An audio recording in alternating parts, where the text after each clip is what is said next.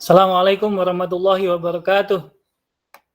Waalaikumsalam warahmatullahi wabarakatuh. Waalaikumsalam warahmatullahi wabarakatuh. Waalaikumsalam warahmatullahi wabarakatuh. Selamat pagi, salam sejahtera buat kita semua. Salam sehat buat kita semua. Sobat mahasiswa sekalian, pada pagi hari ini mengawali perkuliahan, pertama kita patut mengucapkan rasa syukur kehadirat Allah, kehadirat Tuhan yang Maha Esa, Tuhan yang Maha Kuasa, Tuhan yang Maha Pengasih, lagi Maha Penyayang. Karena kita masih diberikan kesempatan oleh Allah, kesempatan hidup, kesempatan bernafas, kesempatan beraktivitas, kesempatan belajar, menambah pengetahuan, memperbaiki diri. Karena dengan memperbaiki diri, dengan belajar, dengan memperbaiki diri, maka kita akan membuat kehidupan kita semakin baik. Kita akan dapat melihat sebagaimana nantinya kita akan selalu di dalam aktivitas kita selalu mengucapkan rasa syukur yang cukup tinggi, selalu bersyukur terhadap apapun yang telah diberikan oleh Tuhan kepada kita. Sobat mahasiswa sekalian, pada pagi hari ini kita memasuki pertemuan yang terakhir ya, di dalam mata kuliah pengantar manajemen sains. Pada pertemuan yang terakhir ini kita akan membahas tentang fungsi manajemen yang terakhir, yaitu tentang pengawasan. Dan di dalam pertemuan terakhir ini, karena kita ini kan berada di dalam suasana pembelajaran e-learning di pandemi COVID-19 dan ada kebijakan baru dari pemerintah tentang kebijakan Merdeka Belajar, Kampus Merdeka, di mana di dalam setiap pembelajaran metode yang harus digunakan itu adalah metode pembelajaran kolaboratif. Jadi yang dimaksud kolaboratif di sini adalah student center learning, semuanya berpusat pada mahasiswa. Jadi fungsi dosen itu hanya sebagai fasilitator, mediator, ya kan, konselor. Jadi dia yang memediasi, dia yang membimbing, dia yang mengkonseling jika terjadi satu pertanyaan dari mahasiswa, ya mengguidance supaya nanti mahasiswa bisa mencapai capaian pembelajaran yang sudah ditetapkan. Dan salah satu metode yang diwajibkan adalah metode studi kasus dan proyek berbasis tim ya. Maka dari itu di akhir kuliah ini nanti akan saya jelaskan sebagai bukti bahwa selama ini mahasiswa telah melakukan sebuah diskusi, maka ada tugas membuat video ya. Dan videonya itu dalam bentuk vlog, maksudnya adalah setiap anggota dalam kelompok tersebut itu harus menyampaikan pendapatnya, harus menyampaikan opininya, ya, harus menyampaikan usulannya terkait tentang, nanti saya akan jelaskan, yaitu terkait tentang fungsi-fungsi manajemen mulai dari perencanaan, kemudian pengorganisasian, pengarahan, sampai kepada pengawasan. Jadi itu sebagai bukti dan sebagai salah satu syarat ya kelulusan daripada UAS, dan di UAS nanti tugas ini akan membawa nilai 50%, jadi separuh nilai daripada UAS itu ada di dalam tugas ini. Ya, nanti saya akan jelaskan lebih lanjut. Baik, sobat mahasiswa, saya akan share materi pertemuan hari ini, yakni tentang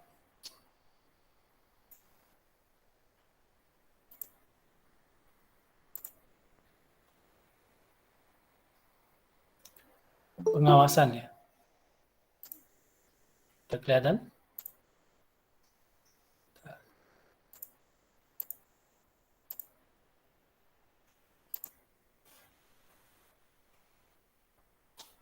Jadi kita hari ini akan membahas tentang fungsi manajemen yang terakhir, yaitu tentang pengawasan.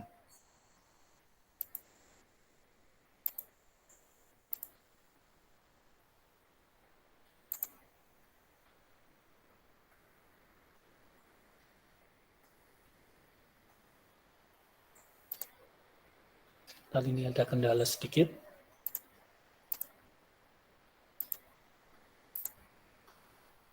Baik, sudah kelihatan ya, sobat mahasiswa sekalian?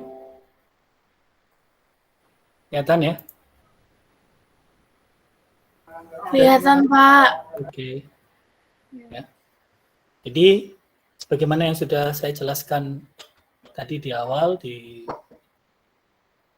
pembukaan, bahwa di sini pengawasan dan pengendalian ini merupakan salah satu fungsi daripada manajemen yang terakhir, yang dimana fungsi ini yang akan memastikan bahwa fungsi-fungsi manajemen yang lain, mulai dari perencanaan, pengorganisasian, kemudian pengarahan, yang di dalamnya juga ada pengambilan keputusan, ada manajemen konflik, ada kepemimpinan, semuanya itu sudah dilakukan dengan baik. Dan disinilah fungsi daripada manajemen pengawasan. Kenapa itu perlu dilakukan? Ya, otomatis kalau kita bicara tentang implementasi dari sebuah manajemen, itu tidak ada sesuatu yang mulus ya. Pasti di situ nanti akan terjadi yang namanya perubahan lingkungan, kemudian ada kompleksitas yang harus dihadapi oleh organisasi, ada kesalahan-kesalahan mungkin karena human error atau system error ya, atau force major dan lain sebagainya. Atau kemudian ada kebutuhan-kebutuhan terkait dengan perubahan persaingan yang membutuhkan perubahan manajemen, kemudian kalau perubahan manajemennya berubah, maka pendelegasian wewenangnya juga pasti akan berubah. Kemudian di dalam pengawasan itu, sebetulnya ada beberapa tipe dasar ya. Jadi pengawasan itu seringkali juga disebut sebagai sebuah steering control. Ya, ini untuk mengantisipasi masalah-masalah atau penyimpangan-penyimpangan dari standar dan tujuan. Jadi dasar kita melakukan pengawasan standar, dasar kita menyusun standar adalah perencanaan. Dan itulah yang nanti dijadikan sebagai salah satu alat. Makanya selalu ada PDCE ya, Plan, Do, Check, Action. Jadi perencanaannya bagaimana, kemudian dilakukan seperti apa, kemudian dievaluasi seperti apa, kemudian tindakan perbaikannya seperti apa. Dan di dalam pengawasan ini biasanya kalau metodenya bersifat checklist, sederhana, pasti ada kolom ya, tidak, ya untuk di checklist. Dan yang pasti bahwa ketika kita melakukan sebuah pengawasan harus ada feedback ya, umpan balik. Kemudian, bagaimana pada tahap penetapan standar? Standar ini sebetulnya sudah kita tetapkan pada saat kita menyusun rencana. Biasanya di sini ada standar yang fisik, ada standar yang berupa finansial, keuangan, ada standar yang berupa waktu ya. Jadi ini dijadikan sebagai dasar untuk mengevaluasi apakah kemudian secara fisik itu terpenuhi. Kemudian apakah secara keuangan, apakah biaya-biaya itu sudah kompatibel dengan target apple to apple dibandingkan dengan hasilnya, misalkan begitu. Kemudian apakah standar waktunya sudah memenuhi syarat. Kemudian yang kedua biasanya dalam penentuan pengukuran pelaksanaan kegiatan. Jadi biasanya ketika kita melakukan sebuah pengawasan ini mau dilakukan berapa lama, berapa kali, ya kan? Biasanya apakah secara periodik, biasanya apakah di awal, di tengah, di akhir, ya. Ini tergantung. Jadi pengambilan keputusan semuanya itu tergantung dari jenis kegiatannya. Yang penting bahwa pengawasan itu harus dilakukan efektif karena pengawasan itu fungsinya adalah menjamin tujuan yang sudah ditetapkan itu bisa tercapai di dalam manajemen. Ya. Jadi kemudian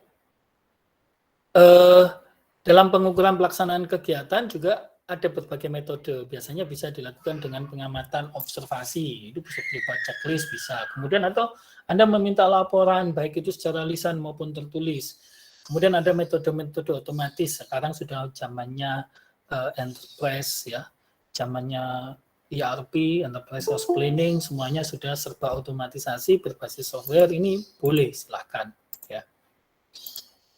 Kemudian, apakah melalui sebuah inspeksi atau pengujian atau tes, ya biasanya ini terkait dengan mesin, dengan operasional produksi dan lain-lain. Kemudian tahap yang keempat adalah membandingkan antara pelaksanaan dengan standar dan kemudian dilakukan apakah kemudian ada penyimpangan yang terjadi. Kalau ada berapa persen penyimpangannya dan bagaimana kemudian kita mengantisipasi penyimpangannya, kemudian juga dicari apa faktor penyebab terjadinya penyimpangan. Kemudian saya dalam mengambil tindakan koreksi. Jadi semuanya harus dilakukan sebuah tindakan koreksi agar kemudian hasil pengawasan ini bisa dijadikan sebagai dasar untuk perencanaan dan aktivitas selanjutnya supaya tidak mengalami kesalahan yang sama. Ya. Kemudian apa sih karakteristik yang seperti apa kemudian pengawasan itu dikatakan efektif? Jadi yang pertama, jadi harus mengawasi kegiatan yang benar-benar terpusat pada titik-titik pengawasan strategik dan objektif. Jadi ketika kita mau melakukan pengawasan itu, kalau misalnya di dalam manajemen itu ada namanya value chain ya. Value chain itu adalah analisis rantai nilai daripada setiap aktivitas yang dijalankan untuk mencapai strategi perusahaan. Itu biasanya kita akan melihat di situ mana titik-titik krusial dan itu menjadi satu kunci untuk kita melakukan sebuah pengawasan. Kemudian yang kedua adalah tepat waktu. Jadi harus tepat, ya, jangan sampai kemudian waktunya terlambat sehingga pengawasan menjadi tidak bermakna. Kemudian biayanya juga efektif, jangan sampai kemudian melakukan pengawasan tapi membutuhkan biaya yang tinggi. Buat apa? Ya, pengawasan itu sebetulnya salah satu tujuannya adalah untuk menciptakan efisiensi. Tapi kalau keberadaan pengawasan justru meningkatkan biaya dan terjadi pemborosan, berarti itu menunjukkan bahwa kegiatan pengawasannya tidak efektif. Tepat, akurat, kemudian harus diterima oleh kedua belah pihak, kemudian fleksibel juga. Kemudian biasanya di sini ada sifatnya petunjuk operasional ya. Jadi ketika kita melakukan sebuah pengawasan, itu juga yang melakukan pengawasan ini harus orang yang benar-benar menguasai pada tataran operasional. Kalau enggak ya nanti dia tidak akan bisa mengguidance itu ya. Kemudian selanjutnya adalah bagaimana metode pengawasan ya. Jadi metode pengawasan itu ada dua, kuantitatif dan kualitatif. Biasanya metode pengawasan yang non kuantitatif atau bersifat kualitatif itu biasanya menggunakan metode observasi. Ya, biasanya bisa observasi ini dalam bentuk checklist, kemudian inspeksi secara teratur dan langsung, ya kan? Kemudian pelaporan lisan dan tertulis, evaluasi pelaksanaan, atau kemudian berupa diskusi antara manajer dan bawahan untuk melihat apakah efektivitas daripada sebuah kegiatan yang sudah dijalankan oleh setiap bawahan itu sudah baik, ya. Kemudian yang secara kuantitatif biasanya kalau kuantitatif kita berbicara dengan angka-angka ya. Biasanya berupa anggaran, kita melihat bagaimana dari sisi budgetnya, apakah harga anggarannya terpenuhi, terserap dengan baik, apakah bukti-buktinya juga terdokumentasi dengan baik, kemudian ada audit, ada analisis break-even, ada analisis rasio. Nah, kemudian ini di terakhir saya akan menjelaskan tentang tugas yang harus dilakukan oleh sobat mahasiswa sekalian secara kelompok. Karena tugas ini menjadi salah satu syarat kelulusan di mata kuliah ini. Karena kita masuk di kampus Merdeka ya. Nanti ditanya buktinya masalahnya sekarang. Nah, dia dapat nilai A, dia lulus, mana buktinya? Nah, kalau tidak ada satupun yang membuktikan sebuah vlog bahwa sobat mahasiswa sekalian menyampaikan pemahaman sobat mahasiswa atau itu menunjukkan tingkat kemampuan sobat mahasiswa terhadap mata kuliah pengantar manajemen sains ya. Susah nanti ya. Maka dari itu sobat mahasiswa sekalian diminta untuk membuat sebuah video vlog kayak secara kelompok tentang analisis fungsi-fungsi manajemen dari sebuah perusahaan atau organisasi. Jadi boleh.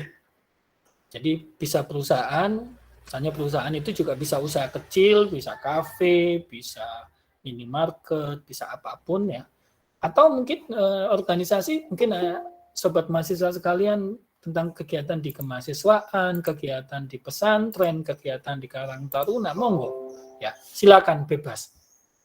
Yang pasti di dalam vlog tersebut, sobat mahasiswa sekalian itu harus memastikan bahwa sobat mahasiswa sekalian terlibat di dalamnya supaya benar-benar yang disampaikan itu sesuai kondisi dan fakta di lapangan.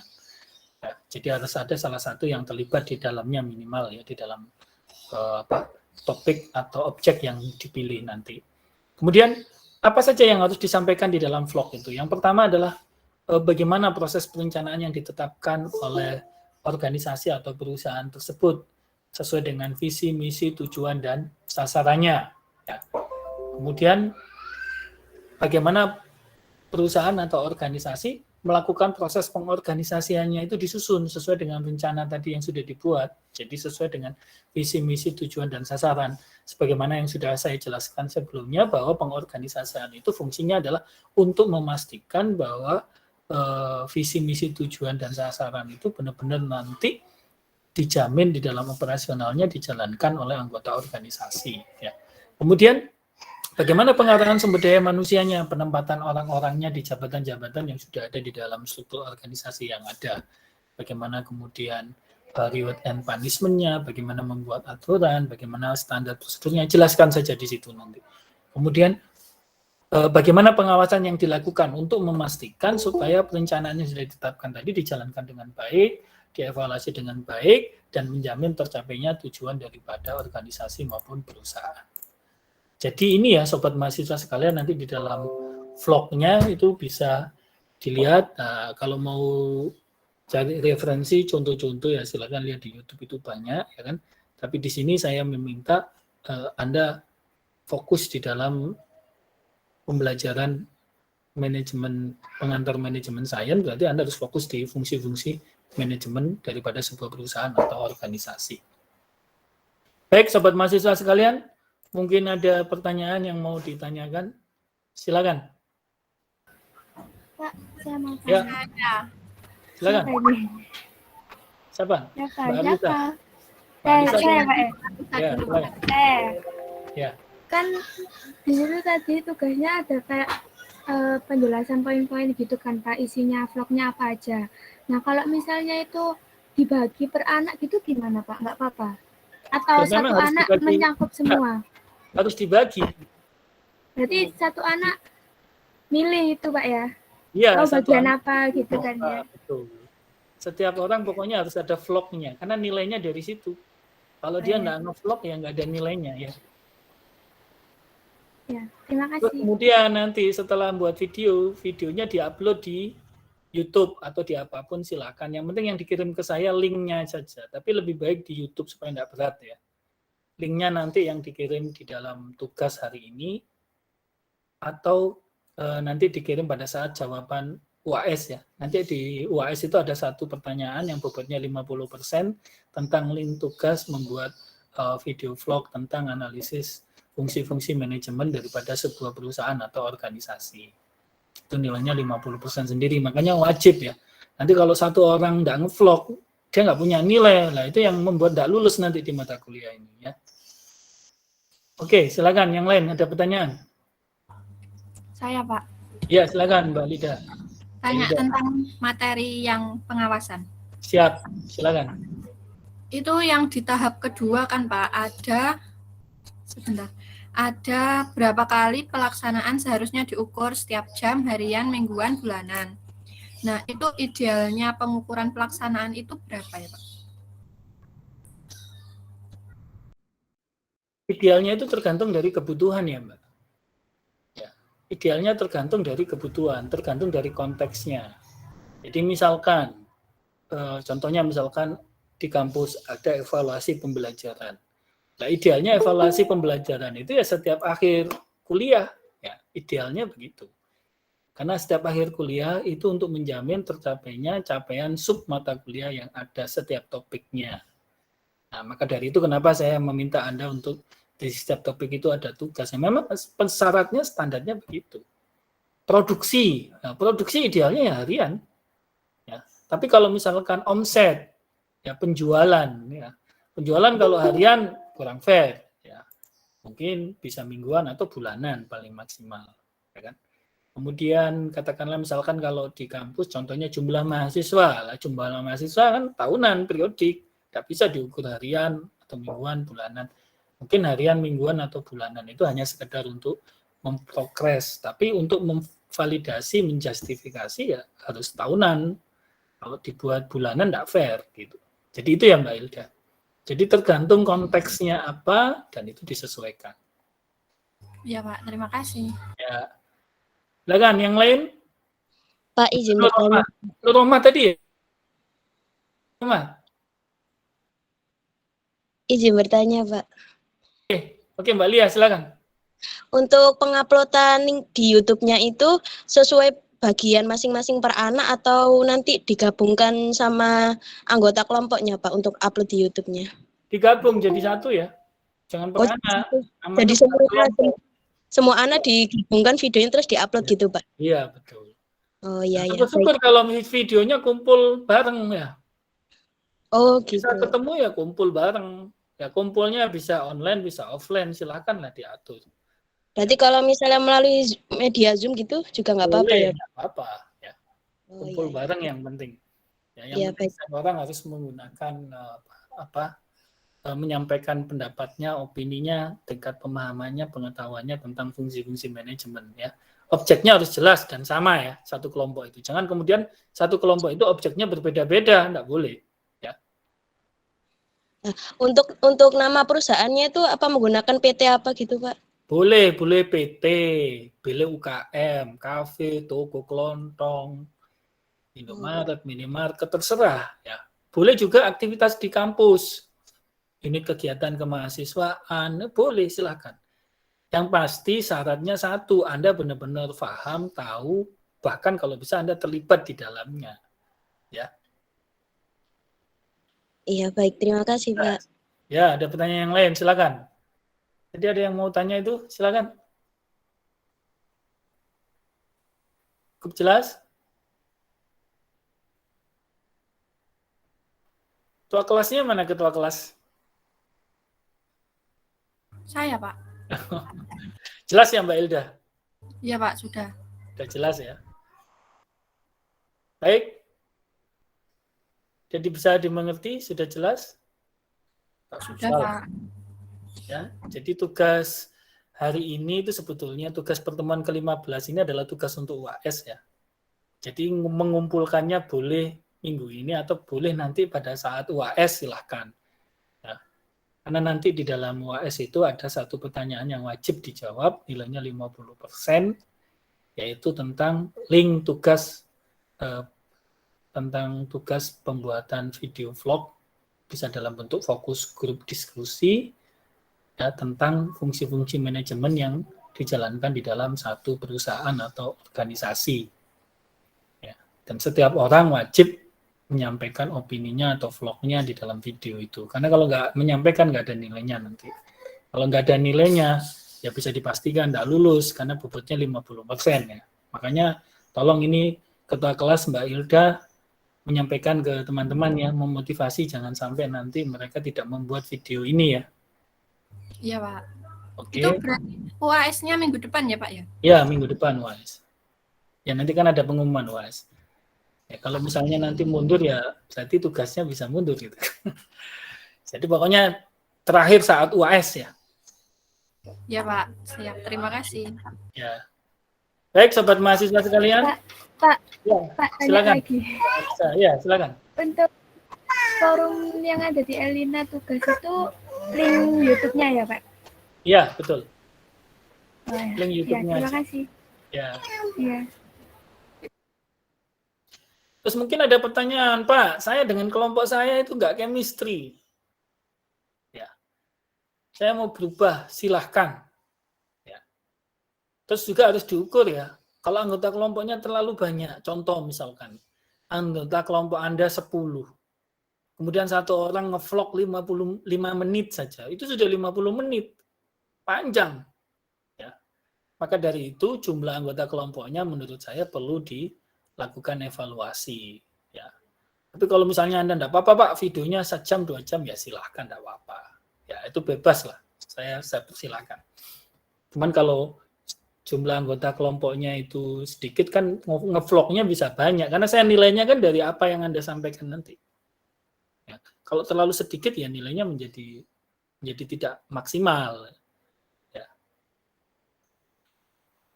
Jadi jelas ya, sobat mahasiswa sekalian? Ya, Amrina, silakan. Pak, tanya Pak, aku Ya. belum paham Pak. Itu tugas vlognya itu kayak satu orang menyampaikan satu pendapat, kan ada soal-soalnya gitu kan ya Pak ya? Iya. Itu satu orang, satu video, jawab itu semua sendiri, satu orang dan satu video. Enggak. Jadi 3 Gimana, topik, 4 topik itu tadi, perencanaan, pengorganisasian, pengarahan ya terkait dengan sumber daya manusia, kemudian pengevaluasian, itu silakan dibagi-bagi boleh. Ya. Yang penting bahwa 5 fungsi-fungsi manajemen itu semua sudah tersampaikan. Ya. Tidak harus satu orang semuanya lah, itu lama nanti. Ya, silakan. Nah, saling bersautan boleh, ya. Bebas, ya. Oh, jadi kayak semacam diskusi gitu ya, Iya, Pak? memang diskusi. Vlognya Oh, bentuknya diskusi ya, fokus group discussion vlognya.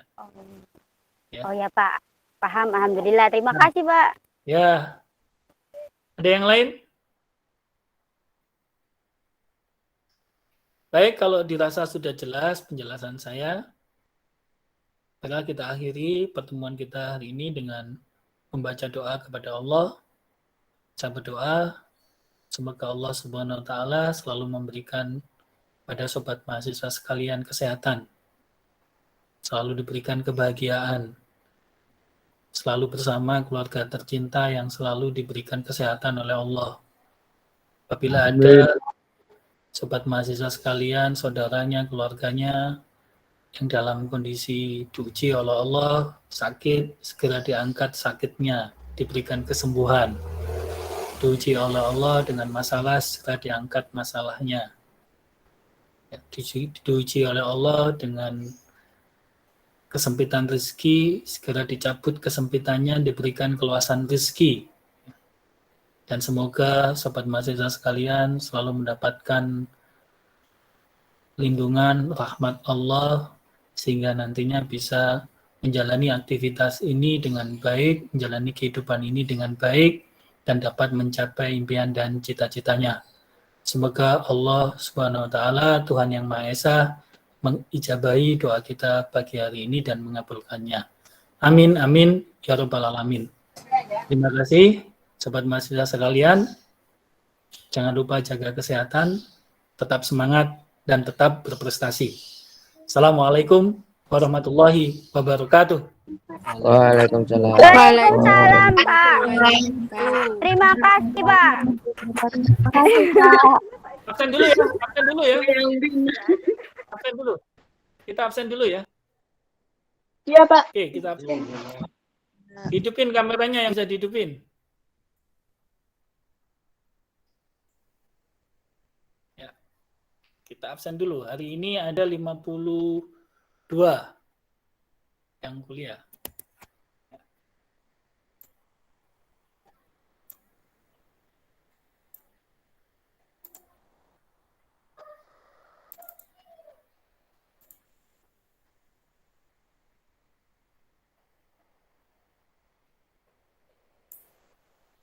Ya, oke.